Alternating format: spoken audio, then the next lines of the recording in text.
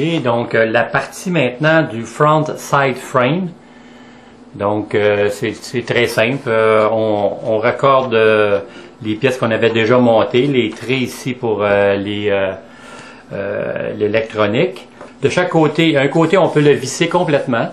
OK, et de l'autre côté, on fait seulement que fixer deux vis en bas. Et puis les deux vis en haut, on ne les fixe pas tout de suite. Ça va être plus facile pour leur rentrer dans la partie arrière de l'appareil. Donc, faites seulement que installer temporairement deux vis en bas.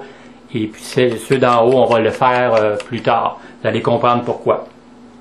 Donc, nous sommes maintenant à la partie de l'assemblage du moteur, plutôt d'installer le moteur sur les côtés, sur tout le frame.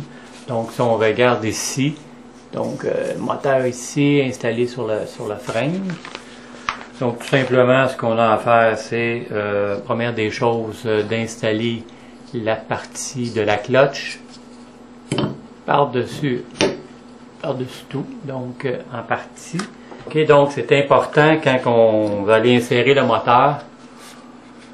Donc la guère ici va vers l'intérieur. Donc va vers l'intérieur. Si la placer vers l'extérieur, vous allez avoir un problème là, pour insérer la couronne principale, là, la main gear. Donc elle va vers l'intérieur de cette façon-là. Donc ça se place comme ça se rentre comme ça ici. Tranquillement pour que ça fitte un dans l'autre. Ça soit bien ajusté. Ensuite, mais là, on a tout simplement qu'à installer les vis sous le châssis. Donc, j'ai terminé l'installation. Donc, comme je disais, de ne pas serrer en finale la partie de la cloche ici avec la petite guère, de ne pas le serrer. Donc, tout simplement, je l'ai laissé qu'on puisse le bouger pour finaliser ça avec la main gear. Donc, avec la même chose pour les vis sous le moteur. Donc, je ne les ai pas serrés complètement. Et aussi, on a la partie des vis sous... ça, je vais rapprocher pour vous montrer un peu plus. Les vis qui vont aller sous cette partie-là. Si on peut voir... dans les petites vis qui vont aller sous ici. Donc, il y a deux vis, une de chaque côté, qu'il ne faut pas oublier d'installer. Et puis, donc ça va compléter la partie de l'installation du moteur. Donc, voici la partie complètement finie. Donc, les vis sous le moteur que je disais dans le coin ici, ne pas les serrer complètement. On va finaliser ça en même temps qu'on va installer la guère principale. C'est complet. OK, donc on est rendu à la partie d'attacher la partie arrière avec la partie avant. Donc, comme j'avais dit dans les vidéos précédentes, de ne pas visser les deux vis en haut parce que ici sur le côté du châssis, les châssis ont été fabriqués avec des grooves, donc qui rentrent une dans l'autre. Donc, de les rentrer, finalement, on les rentre d'un côté. Tout rentre, tout est lié dans les deux côtés. Les deux côtés. Donc, c'est ça, les grooves. Donc, par la suite, là, on installe les vis tout simplement. Et puis là on peut mettre mais ne pas serrer les vis ici, ces deux-là. Ceux d'en bas ici, on peut les fixer avec du Loctite, mais les autres qui vont en haut, on a besoin de faire de l'ajustement encore pour, comme je disais, la main gear. Donc, ça complète la partie du frame. On va passer à la prochaine partie. Une petite chose que j'ai fait, c'est que j'ai enlevé les vis sous le moteur pour me permettre d'avoir une assise plus stable pour faire le montage du châssis de côté.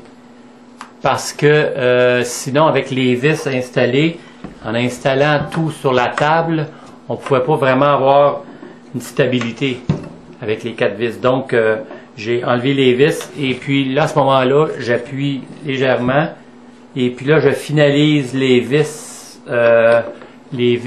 pour le frame, comme on voit ici, pour les châssis plutôt. Et puis, donc, là, je peux finaliser pour vraiment avoir un châssis qui va être monté beaucoup plus droit. Donc, c'était mon petit truc en passant. Ok, donc, nous sommes maintenant rendus à la partie des patins. Donc, cette partie-là ici. On va y installer les patins. Donc, si on regarde les supports de patins, c'est ici nos patins. Donc, ça rentre un dans l'autre. La partie du patin courbé, c'est cette partie-là, va sur la partie qui est le plus avancée. Moi, j'installe pas maintenant les petits saticros, comme ils disent, là, les petits, pas maintenant. J'aime mieux le fixer sur la machine avant. Et puis, quand ça sera fixé, à ce moment-là, tout sera facile. On pourra installer les petits saticros. Aussi, ne pas oublier, quand vous allez l'installer sur la machine avec les vis, donc d'installer les petits washers. Donc, c'est important. Et puis ça, on a du métal. Donc, c'est métal à métal. Donc, vous savez quoi faire métal à métal avec vis. Donc, je vais l'installer sur la machine et puis je reviens. Donc, petit truc pour installer les skis. Moi, j'ai tout simplement tourné la machine sur le dos. Donc, en prenant la machine, la mettre tout simplement sur le dos. Vous placez les skis sous la machine et puis pour l'alignement, ça se fait beaucoup plus facilement. Alors, c'est comme ça que j'ai procédé. Par la suite, quand j'ai terminé d'installer les patins, les supports de patins plutôt, je